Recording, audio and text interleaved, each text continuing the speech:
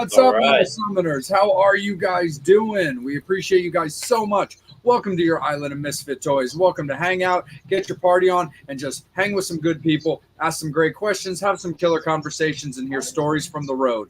We are back with you. Angel Alamo is here, of course, and myself. And we're going to jump right into it and rock out with you guys. We've got Koilos with us tonight. We are so super stoked that they are rocking out with us. First and foremost, gents, thank you guys so much for spending some of your evening with us, and welcome to the Metal Summit. Hey, happy to be here. Thank you for having us, guys. No, absolutely, for sure. And first and foremost, I am terrible at pronouncing everything, so let us know exactly the proper way to say our name. All right. So the proper way to say the name or the band name is Koilos. Koilos. Yes, yes. And I'm Quentin. That's Jay. Yep. Quentin's vocalist, and I am the guitar player. Absolutely, for sure. Well, again, gents, it is super duper stoked. We are super stoked to have you, and thank you so much. And first and foremost, congratulations are very much in order for the release of Die Another Day. Congrats there, friends, and thank you so much for putting some music in our ears. Hey, no problem, man. Anytime. Plan on doing that much more often. Absolutely, for sure. So talk a little bit about getting Die Another Day out there. Like, you know, it's getting the EP out there, and it's got to feel obviously great to have it out there. But talk also a little bit about the reception as well. Yeah, So well, far the reception. Oh, go ahead. I'll go. So these songs that Quentin and I basically wrote these 4 songs. Some of them were close to over 2 years ago, when we were just sitting in his basement with just a MacBook and some guitars, and we're just writing some jams, and had sat on these for a while, and got them recorded with a nice man that helped us out. His name's Nick Scott. He's a producer up in Michigan. He has worked with a handful of other good bands over the years. I think he's done a couple of Attila songs. I think I don't know if he's done a Mirror or not. I don't remember for sure. But I think Amir was in there, and I think what was it, Crown as well? Crown the Empire. But anyway, so he helped us sound a lot better than what we are. But it came down to a matter. So we'd had these done for some of these a while, and finally, after many days of trying to plan it out in a way where we wanted to make it special, we got linked up with Pavement Entertainment and helped us distribute it. So that took a little bit of time behind the scenes, but well worth it when it came out.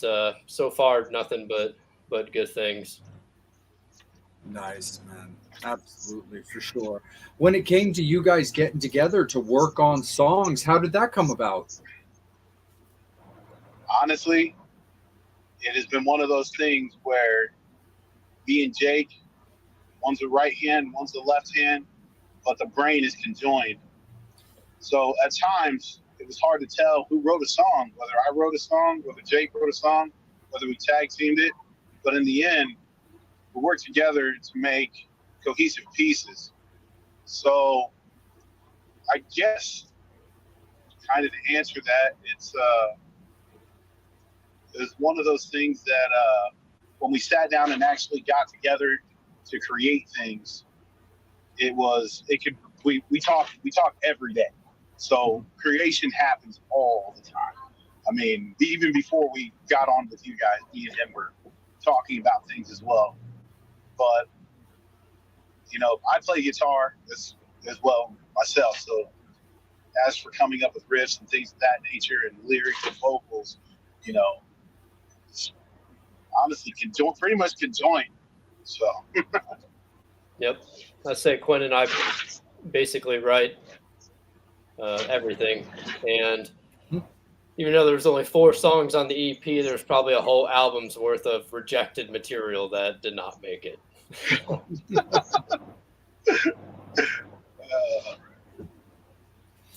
When you guys look at like the different material for that, do you catalog it? Do you keep it around? I mean, I can imagine that there's certain things that you would scrap because maybe you just realize it's just not going to work well.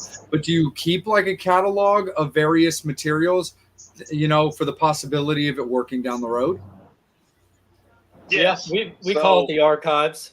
We pull from the archives quite a bit, and the archives is just emails full of random MP3 files, and we're on opposite sides of the city here in Indianapolis.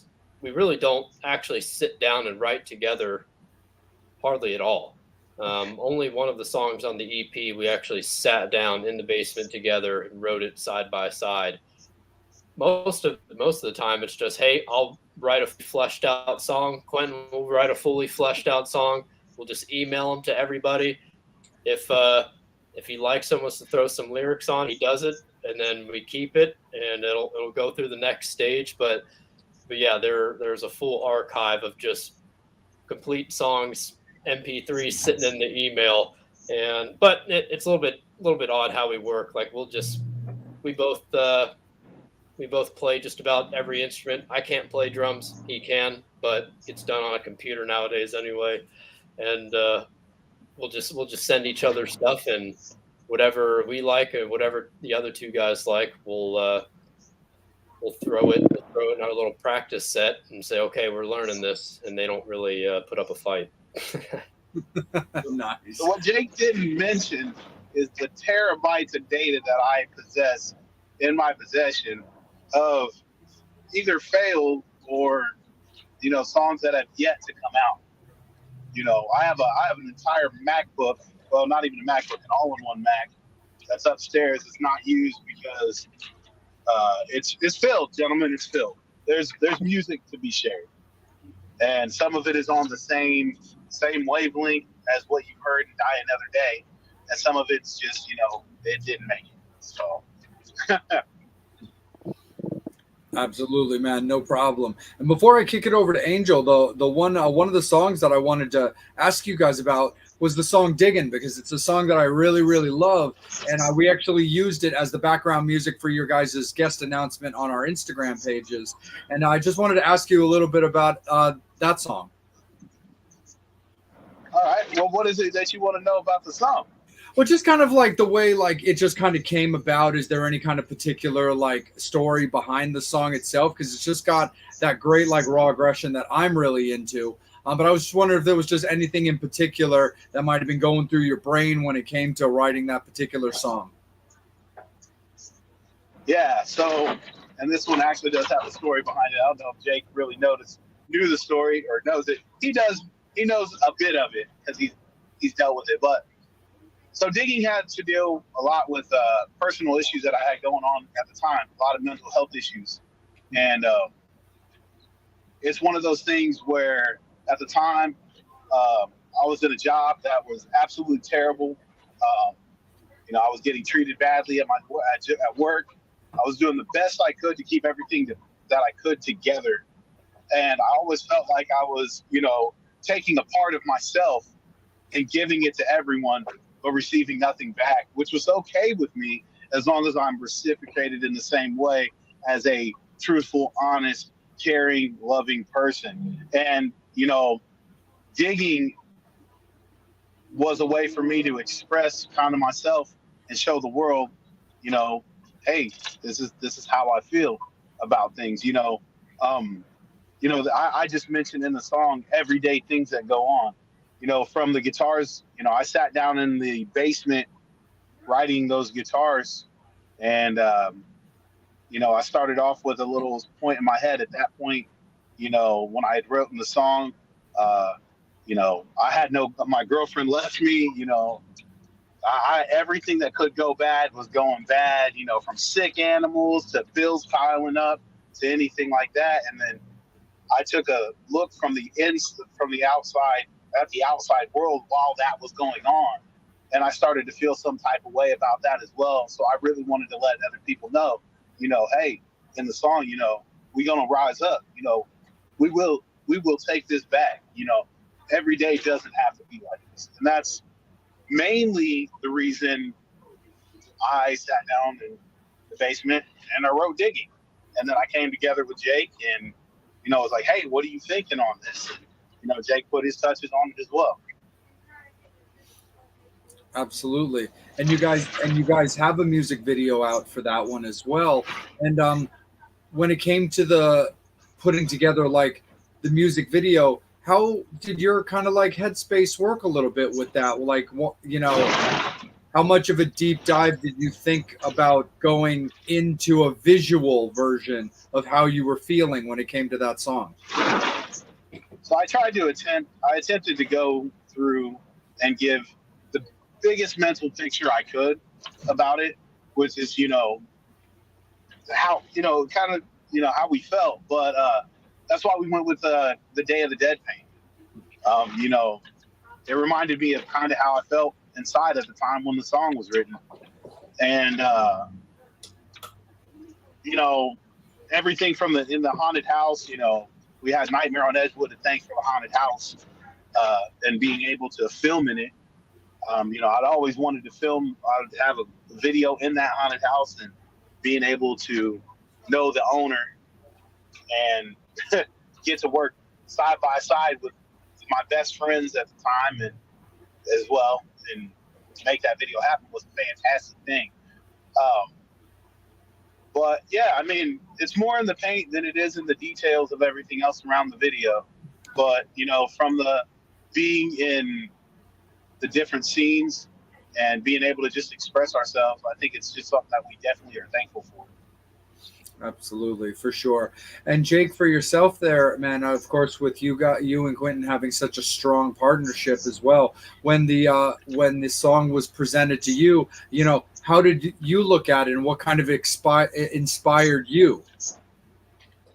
Well, I remember when I first heard it, I was at my parents' house, and I think it was over some sort of holiday, because I remember being at my parents' house. The email rolled through of his rough draft of the song, and I listened to it. I was like, "Yep, this is what we need." Throw in a little bit of alternative rock in there, and make it something big and presentable. And that's kind of what we were going for, just like sort of that big rock sound. And then we got to throw a breakdown in there too. So, oh yeah, dude. No, you have to have breakdowns.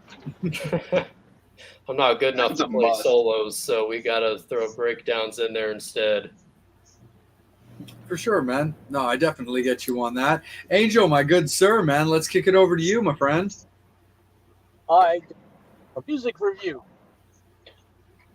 And here it is from Brian. Called the TMS promo for tonight. Listening to at the gym. Like the sound, passes the cardio test. And Brian,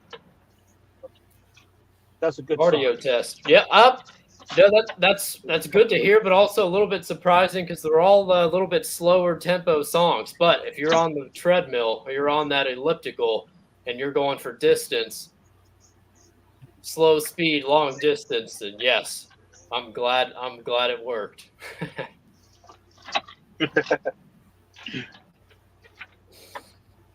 So they say you have your whole life to work on your first record. You guys remember the first time you guys ever got together to write a song?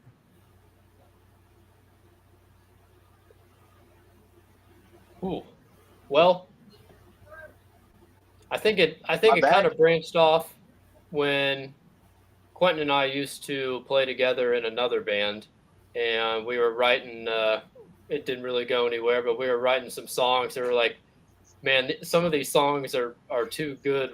We just got to kind of do our own little thing here. And but we always, even when we played in that old band, we always meshed up really well.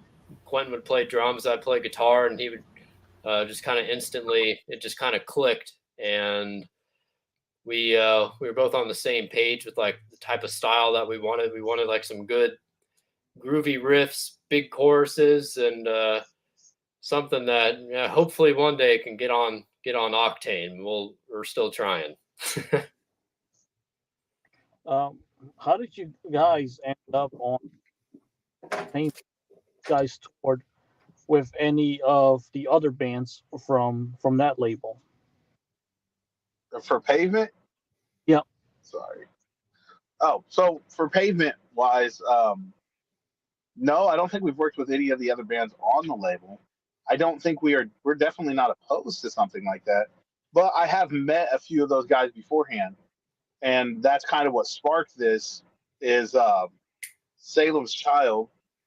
I had tried out for them, I don't know, probably 3 years ago now. It's probably been a minute now. Um, so I tried out for them for like 3 years ago, and I've always known a few of those guys in the band, and I've always known them as good guys. And they mentioned the Pavement idea to us, and a couple years later, we just ran with it, and we're seeing the effects now are a good of a of what can happen are definitely a good thing. So We'll get around to meeting. Hopefully, it can meet a lot more of those guys. We're able to play shows and do that sort of stuff with them as well.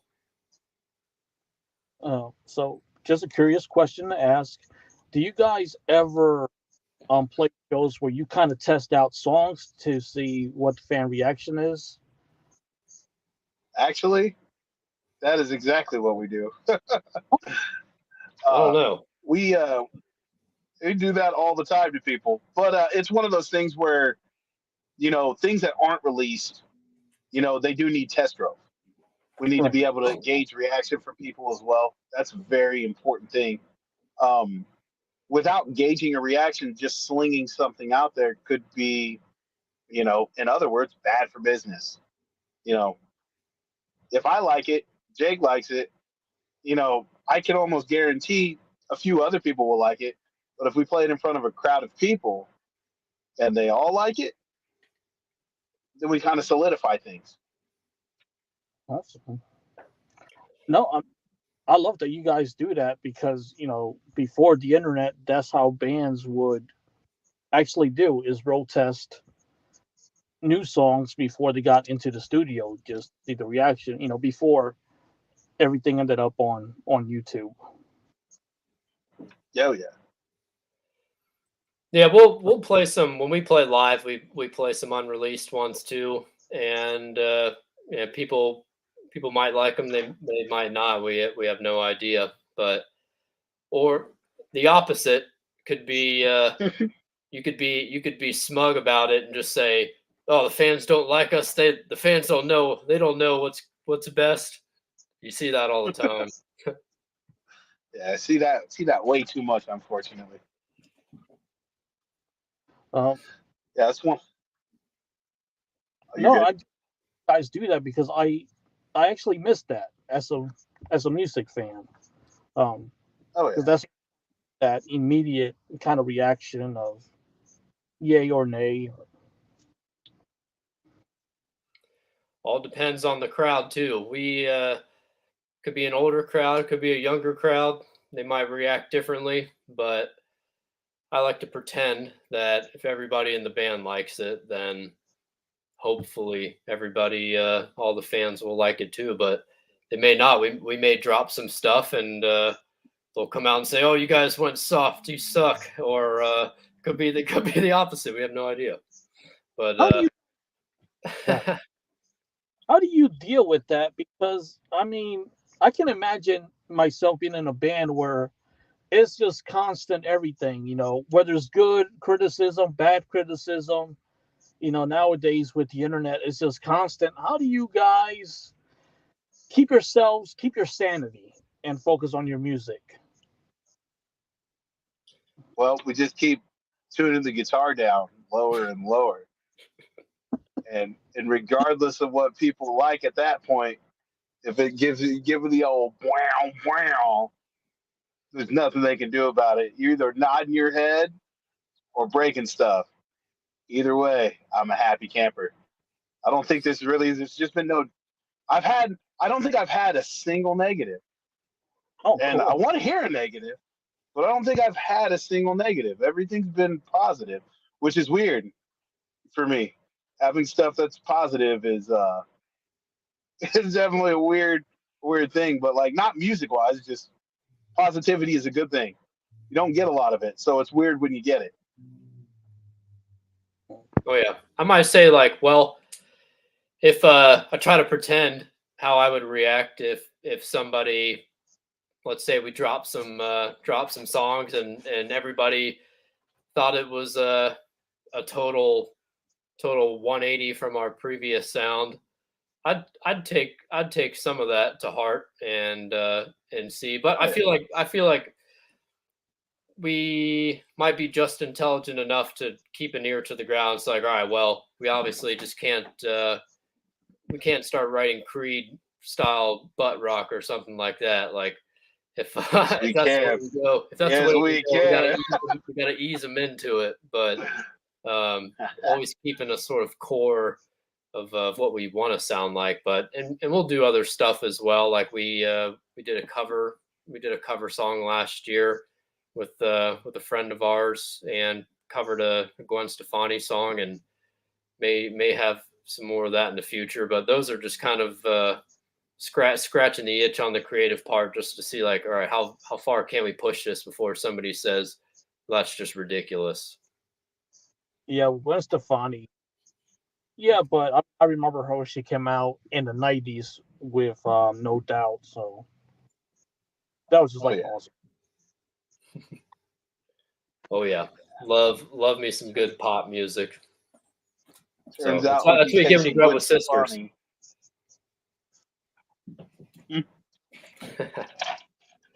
Oh, other question. I love this album cover, dude. What's up with the album cover? I freaking love it. All right. Well, album cover. I had the first draft of it. My first draft was a guy walking through the desert, and that I'd worked on. Quentin spiced it up, made it more kind of urban landscapey, which I thought was way better than my first draft of a dude going through the desert. Anyways, that's a dude. Yeah, that's a guy. Yeah, so you still there. Yeah, so like a little bit about the album cover. Obviously, you have our stuff up in the corner, you know, our name in the corner, Die Another Day at the bottom. But really, it's about the cityscape. You know, we pretty much like live in like a, not really a hellscape, but you know, I live in an area right now that's constantly under fire. You know, and it's like it's mostly friendly. It's mostly civilians out here doing terrible things to other people constantly in the city. It's not always burning, but sometimes you wake up and it is, you know, and it kind of fits all the songs, you know. Just simply complimenting the band because I looked at the like I'm 45, so I grew up at a time we used to buy CDs and vinyls and records, and that the album cover just kind of it's like right in your face where you just look at it and you're just like, wow, that's pretty interesting, and you just want to look at everything that's on that album cover. Oh yeah, well, that's a good thing, you know. We like to pretend that we have some, call it urban influence, and we all live in the city of Indianapolis, and I think that plays a part. Pretend urban influence, bro. I'm pretty urban. Yeah. I grew up in one of the worst cities in Jersey, so trust me. Oh man, I've never been to Jersey.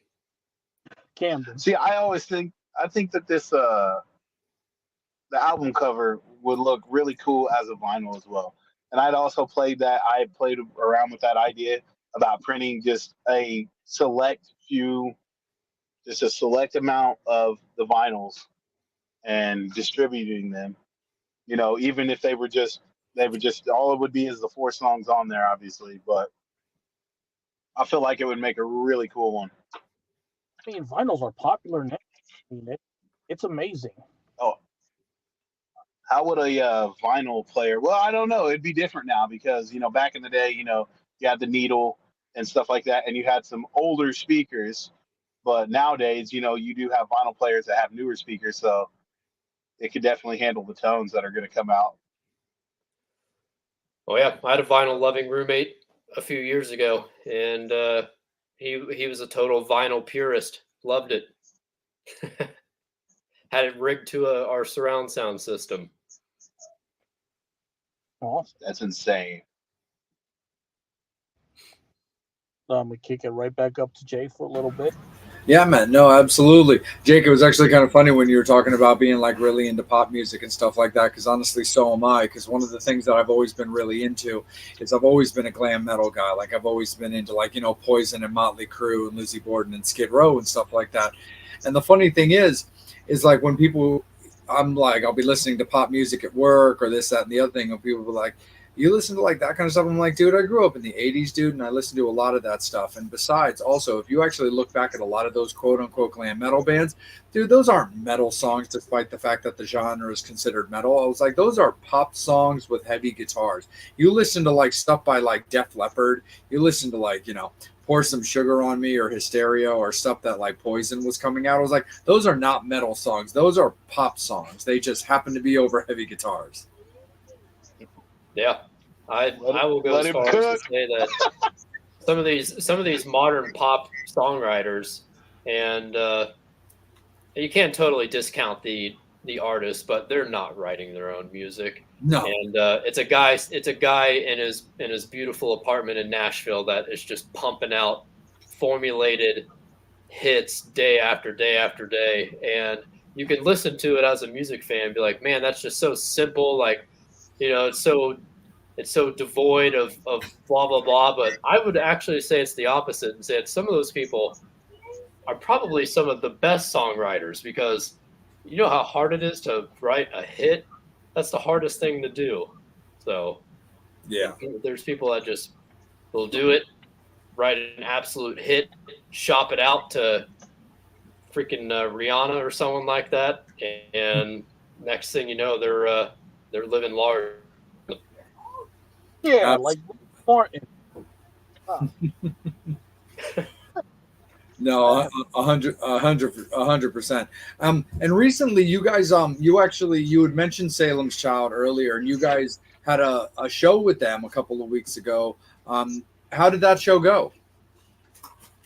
Went fantastic. There was a pretty decent little turnout. It's pretty good. We got to finally meet our manager, Vice President Tim. Is super awesome guy. You know, being able to see everybody in their element is a much different thing than listening to them on their CD or listening to them on Spotify or even watching their video on YouTube. You know, some of these bands that I've ever seen, you know, they, you know, have a super awesome video, but to see them live, it might be something that you remember for the rest of your life, whether that be a good thing or a bad thing, depending.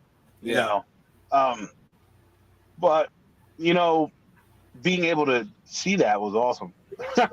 You know, so yeah, it was good. Our label mates, and I think they're the only other ones that are also from Indiana. They live about an hour north of us, maybe a little bit farther than that. But so yeah, all the Indiana represent. Nice, right on for sure. When it comes to like getting out and playing shows, Quentin, just like you were saying, like there's a very big difference between listening to stuff on CD, vinyl, the radio versus actually seeing a show live. What is it about you guys when you were putting together like your stage show? Like, what is it that you guys do put across? But more importantly, what's the stuff that you want to put across and have stick in people's brains that are going to want to draw them back to see you guys again? Well, hopefully, whenever that kind of stuff, whenever we do design the stage and things of that nature, I've been working really hard lately to get stage effects and things of that in order. That way, we're not doing a bunch of extra on stage as well, touching pedals, doing anything like that. Having automated setups of lighting and fog geysers and things of that nature. I want you, when you go to one of our shows, to not think, hey, that That local band, that was a good local band. I want you confused as to if we've been playing for 15 to 20 plus years. I want you to look at our show and go, these guys got their shit together. So that is the main thing that I want to set as if I can bring it to the stage. I mean, I don't know if anybody's seen my mic stand yet, but eventually they'll get a chance to. But I mean, my mic stand is it's one that's very important to me. It's a double barrel shotgun that spews smoke the entire time we play. That's very important. It's cool little things like that are stuff that people are going to take home. That, and I wear the most ridiculous outfits I can find. Nice. So yeah, I'd say that's probably most of it. Is like the four of us know all the songs in and out, and you can only rehearse so many times. So once we got the songs down pat, we wanted to add in the extra stuff, putting in like a computer system, do the sort of background noises, that sort of thing like that. Dressing up ridiculous just because we can. Yeah. And trying to make it a little bit more fun to watch. Otherwise, we're just essentially practicing, but in a different location. Right. For sure. Quentin, where do you find yourself going shopping, bro? Are there places that you like to go, like different types of shops, or are you kind of like a make your own attire kind of guy? I am a make my own attire and a local shop. I shop locally because I believe in helping and supporting local business, to my core. So anybody who makes outfits and things of that nature and all that kind of stuff, I'm really, really, really, really, really like that. That's something I'm into. So I do the best I possibly can to make sure that is a thing that we never forget. We can't forget where we came from, obviously, but we got to bring the little people up as well. But as for my outfits, like my special outfits that I get, I cannot disclose that because then everybody will wear them. So. Okay, it's Quentin's secret there. Yeah, I'm the opposite. So I'll buy all my shit from Burlington Coat Factory or TJ Maxx or something like that. Any nice clothes that I had were gifts from my parents. Nice. Is there a certain amount of thing that like you like to look for too, Jake? Do you like to look for certain things that maybe you can like compete a little bit with Quentin, or is it kind of like, nah, man, he's just got it on lock? He's got a different vibe. So he's going for something totally ridiculous, of like something you would see of a guy walking around like an amusement park or something like that, or like some sort of crazy carny or something goofy like that. I'm just making stuff up. But I am the opposite, and I will look for clothes where I can pretend that I belong in the neighborhoods that I can't afford, and that's what I want to look like. Right on, man. Hell yeah. Angel, let's kick it back up to you, my friend. Brian, Lisa, Shad, we appreciate all of you guys that are watching us right now, all of our beloved metal summoners, all of the fans of our bands and of our various co-hosts. Thank you guys so much, as always, for tuning in and rocking out with us. Don't forget, pump in your questions, man. Anything that you want to ask Quentin, anything that you want to ask Jake, don't be shy. We'll always make sure that you guys get heard because this show is for you. Angel, go ahead, my friend. You guys got a show coming up, and again, support music. Only $10, guys. It's not a bad price. Nope, that's a good venue. Bad price.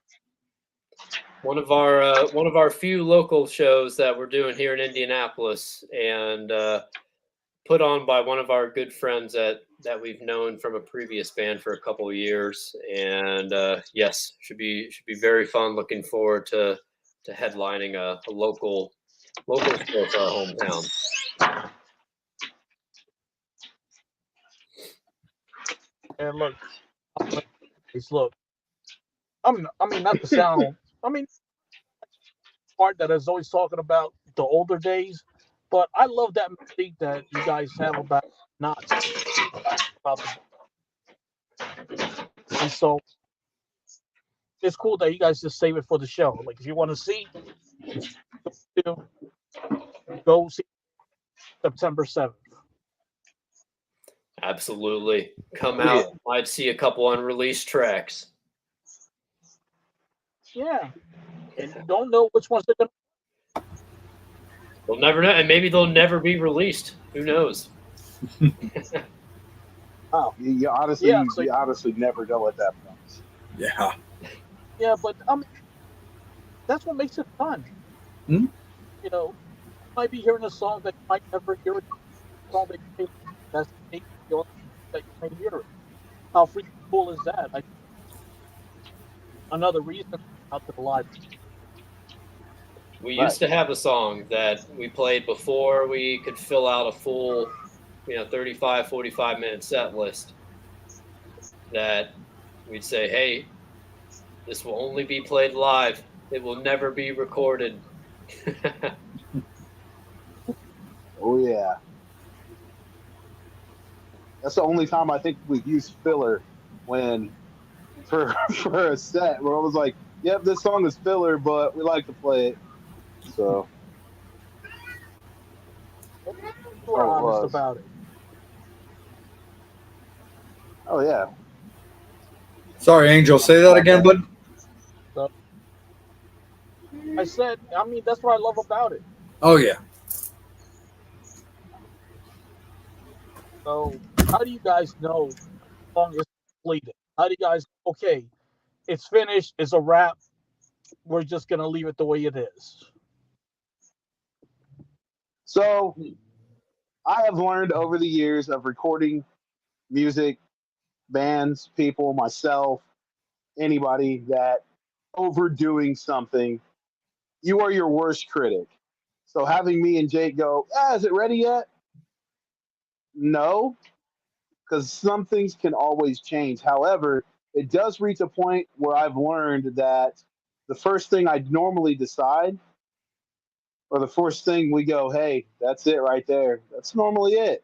So it doesn't take us months and months to crank out good quality material. Because first off, I already told it's kind of it works like this for me as well. I don't spend months and months and months and months and months trying to figure out what I have to say because I've always known what I need to say.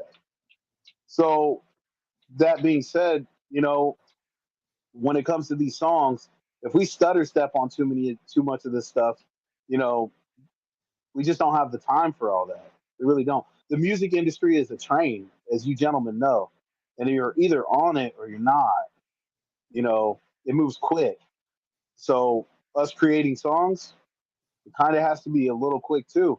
We have to say what we want to say, kind of with a quickness, so we don't have months and months and months to sit there and make albums.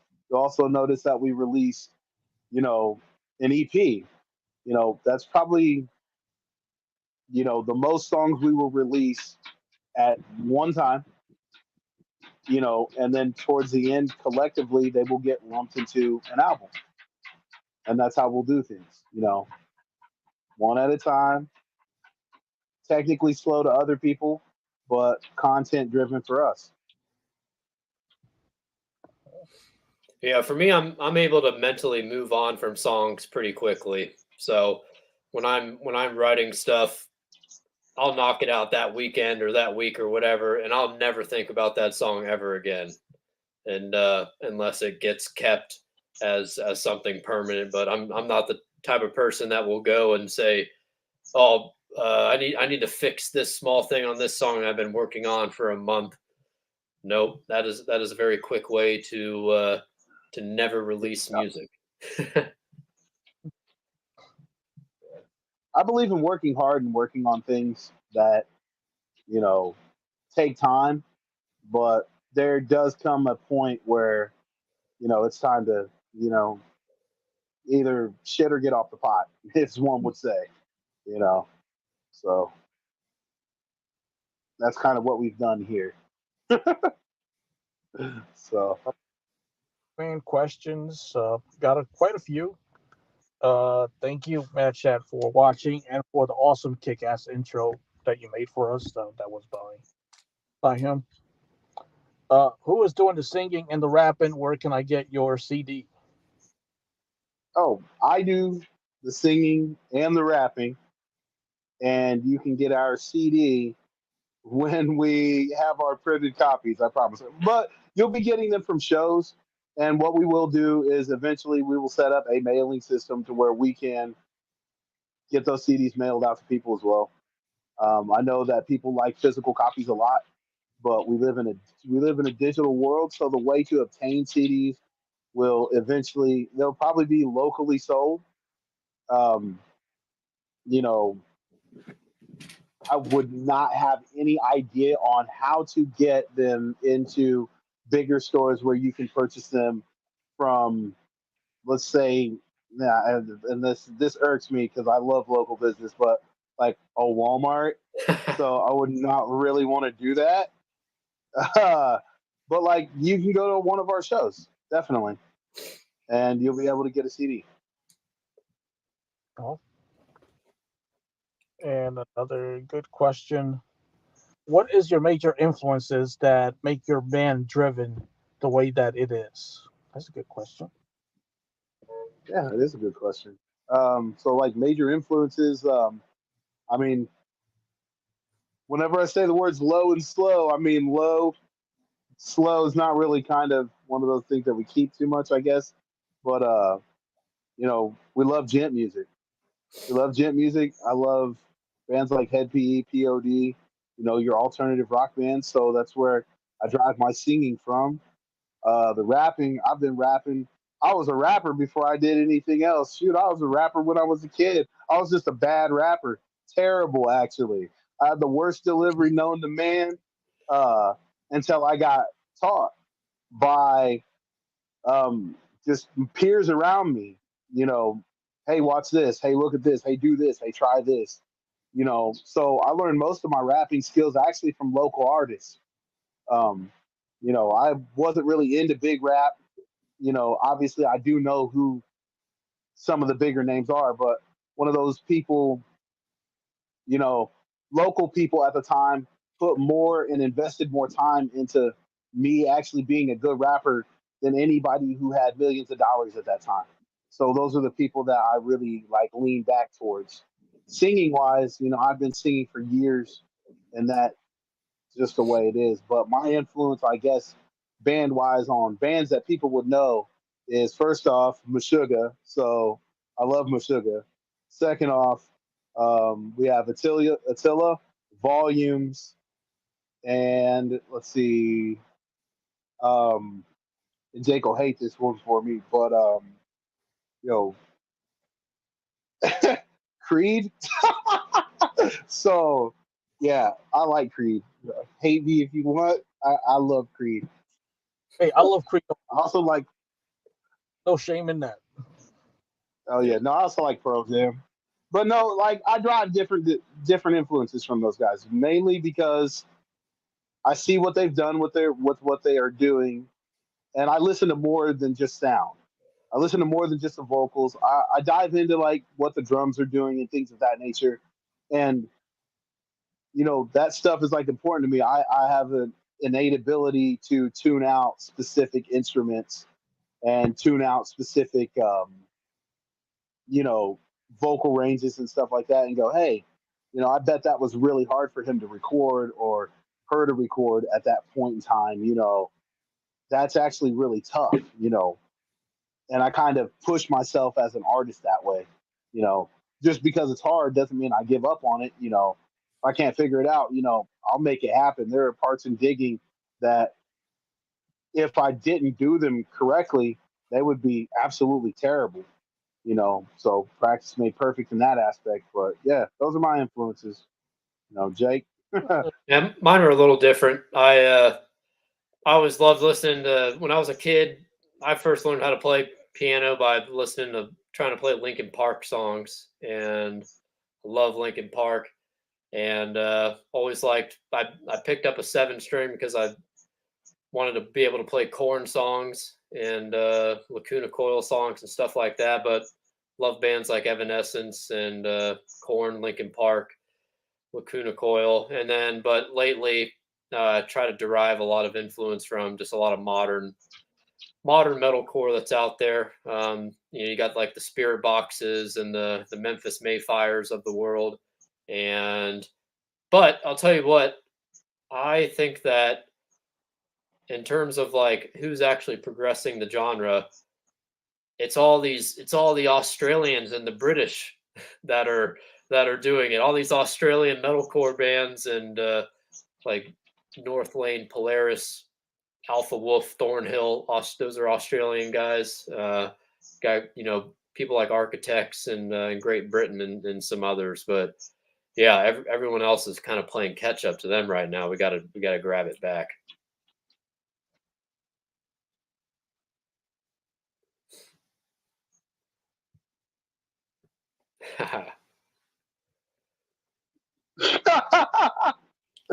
All right.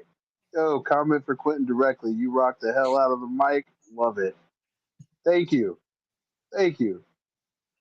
It's been years of practice so I could do something like that. But I hope that I hope I can continue doing that for a really long time for you guys.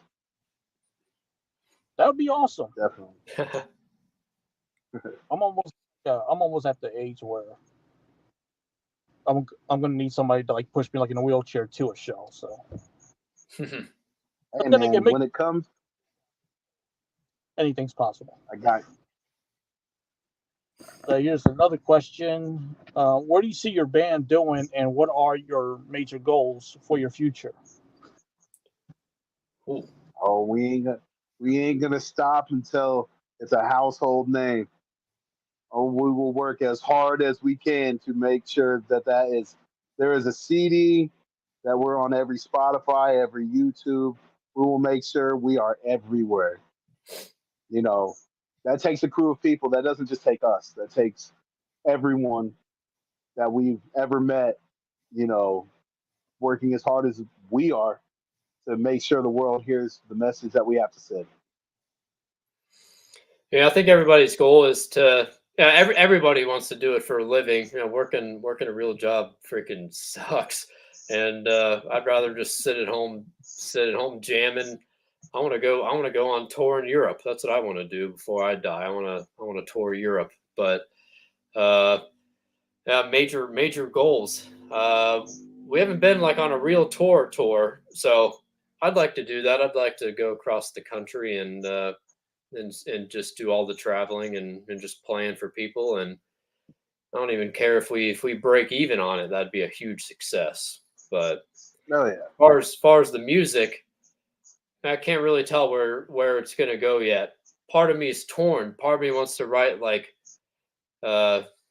just punishing genty riffs, and then the other part of me just wants to write some butt rock. So they say it's selling out. I say it's buying in. Nice. I say stick them both together and put a drop E guitar behind it and see what happens. Yeah.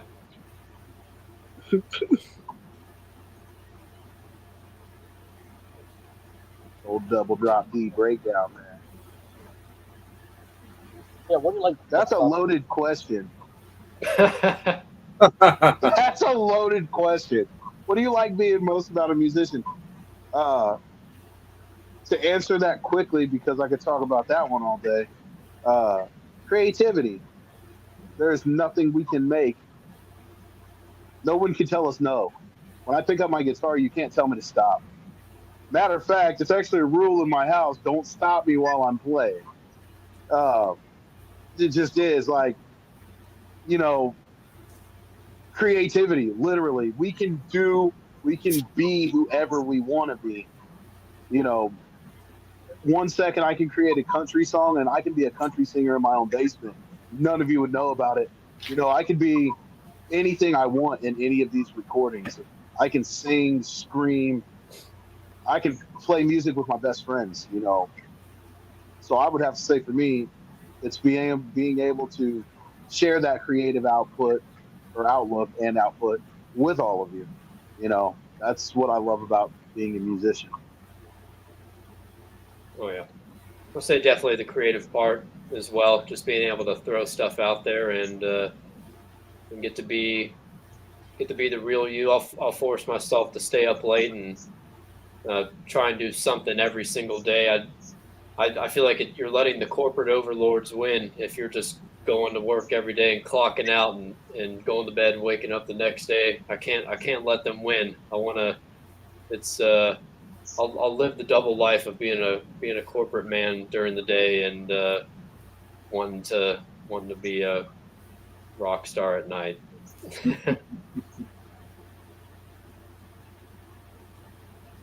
I'm definitely gonna kick it back. We're almost at the 1 hour mark, so it's last call, last round for alcohol questions. So the right down to you, Jay.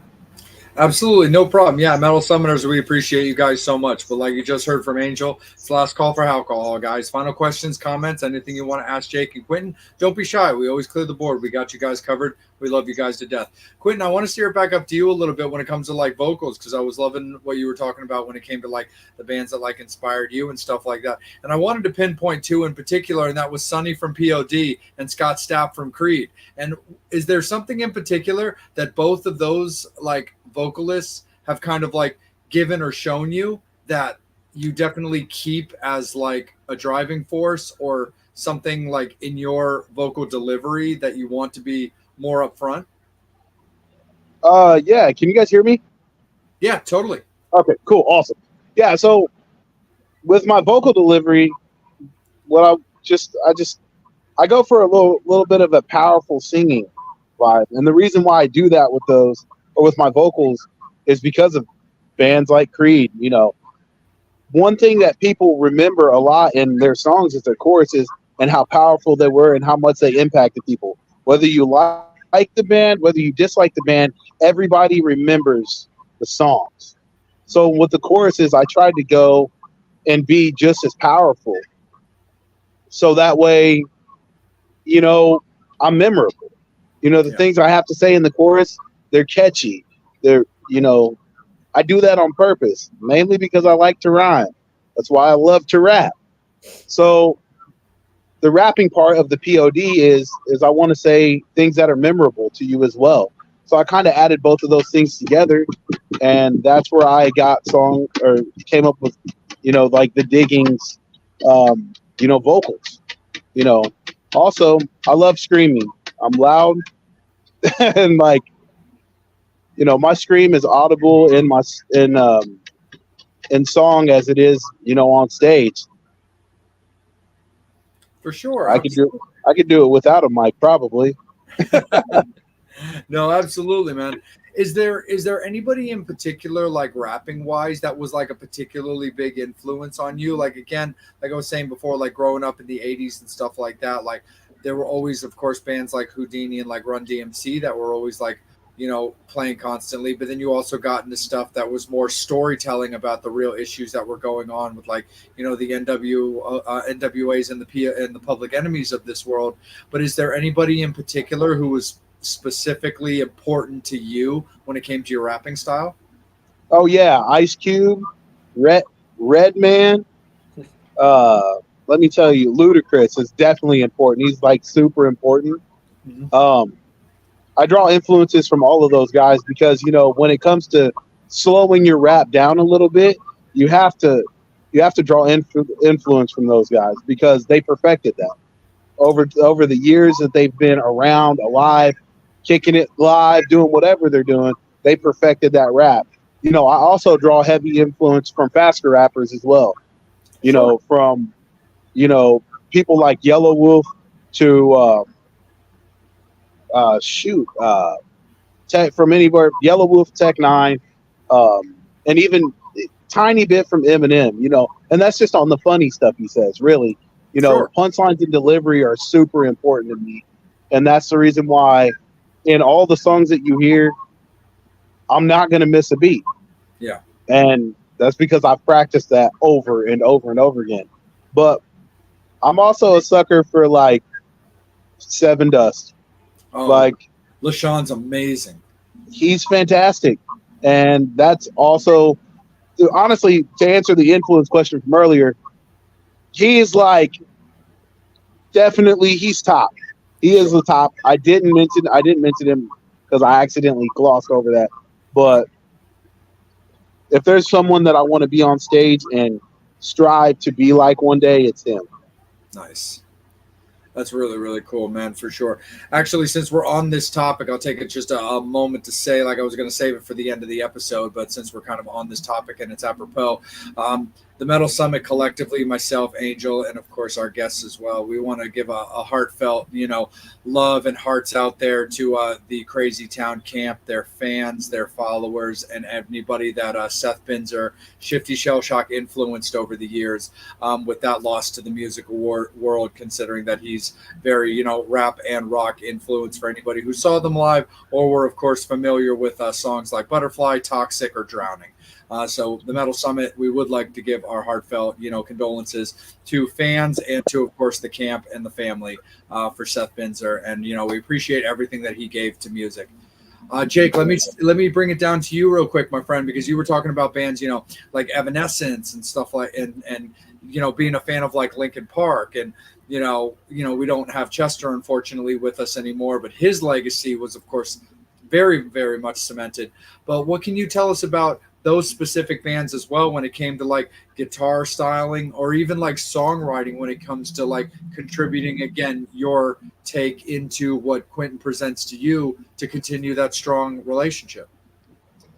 Yep. I'll give my props to, I guess I owe all my musical ability to Linkin Park. That's how I first learned how to start playing piano, and just kind of went from there.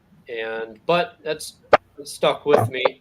Writing music isn't just guitar, bass, vocals, and some drums. There's all sorts of other things that you throw in behind it, especially in the modern world. And always liked listening to those kind of piano parts that were in Linkin Park songs, especially those first two albums.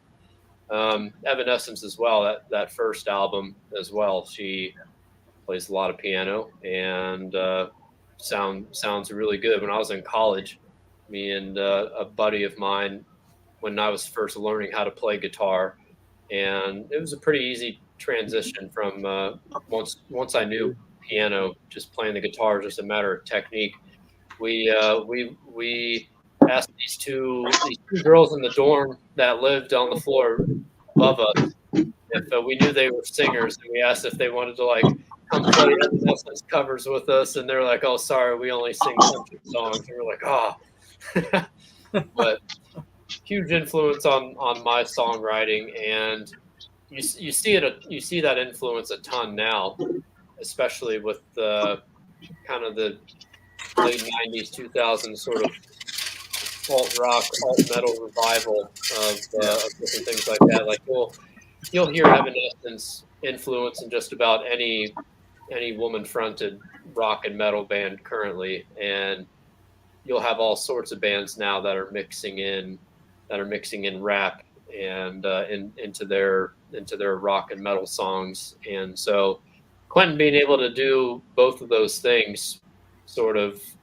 just fit right in with what I already liked, and makes it really easy for me to write songs that I know he'll be able to make that delivery on, because I'll write it knowing ahead, like, okay, he'll do this here, this here, this here, and makes it easy to put the puzzle together. For sure. Absolutely. Definitely, man.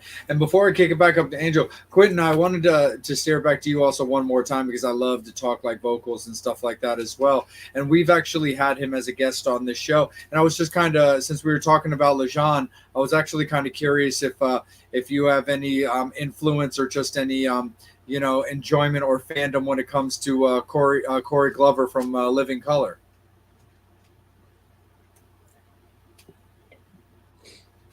Quentin, you're on mute. All right, sorry about that. Repeat that again. No worries, my friend. I wanted to steer it back up to you again real quick, just because, again, I love to talk vocal stylings and stuff like that. And we were talking about Lejean and stuff like that. And it kind of got me thinking as well, too, because we've had Corey Glover as a guest on this show before. And I was kind of wondering if you have, if you've a fan in any way or enjoy, like, you know, Corey's various work, whether it be within Living Color or the many other bands that he's done. I was about to say, or the many other things he's done. Yeah. Yeah, absolutely, 100%. Yes, 100%, man. I drive. My thing is I drive my influences from so many different artists because I also drive. I drive from Disturbed. I drive from, like I said, Skindred as well. Oh, that's good. Exactly, they're fantastic, and that's where I drove my vocal line for the song "Tease" from. Okay. And and that was just like his delivery, and I was like, okay, how can I put my own twist on this and my own spin? Because I love them, like literally, like, oh man, like that's one of the bands that I'm like, whoo, that's in the playlist every day. Okay, they're in the playlist every day. Seven Dust every single day, all the time. It's one of the things where, I'm like, all right, it's amazing. But they go in, like I said, with a bunch of local artists. Like, I mean, literally 75% of my playlist is local artists. And, then I just have those ones that you cannot ignore. Mm-hmm. So, but yeah, I mean, he's literally along with those people as well. Absolutely, man. 100% for sure.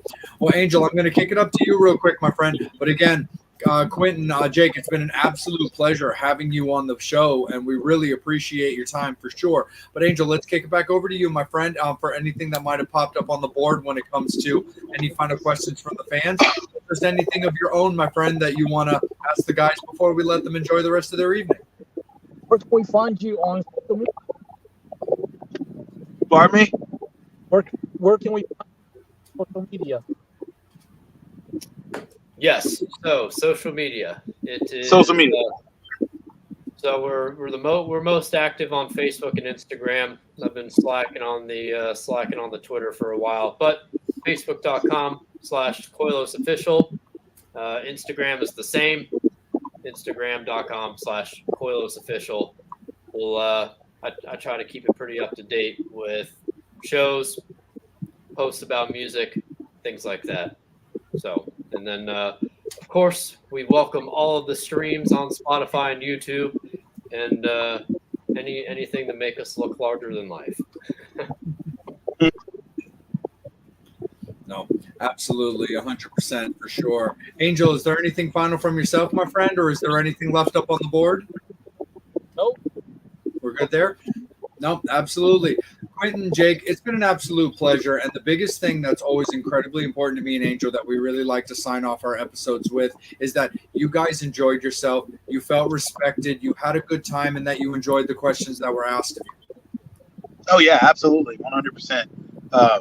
I love the line of questioning, especially the direct one was like, what made you the creative as an artist? Like, I was like, yeah, man, you ask any one of us that who's ever picked up a guitar or played an instrument or got creative, and we could literally be here all day on that one question alone. I like stuff like that. So, yeah, I enjoyed myself. I enjoyed being with you guys, talking to you, Angel, as well, and talking to, pardon me, what's your name again? Oh, I'm Jay. Jay, talking to Jay and Angel, it was fantastic. Awesome.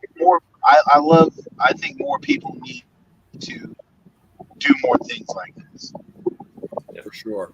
Keep asking the tough questions. We all musicians love talking about themselves.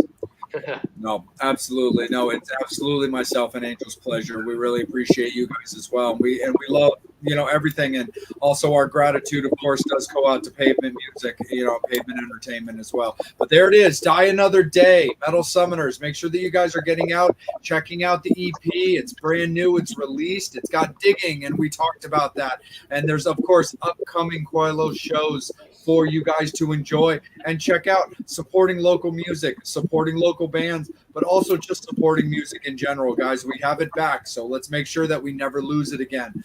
But Metal Summoners, thank you guys so much. We really, really appreciate you guys. You guys rock. We love you. And we will see you guys in a week. The guest announcement for next week's episode will, of course, come out over the weekend. And as always, we got a lot of fun stuff in store for you. But on behalf of Quentin and Jake, we appreciate them so much. And make sure you're checking out Koilos on all of their various social medias and keeping up with everything that they've got going. For Angel Alamo, you can find him at Angel Alamo78 on Instagram. You can also find him on Facebook.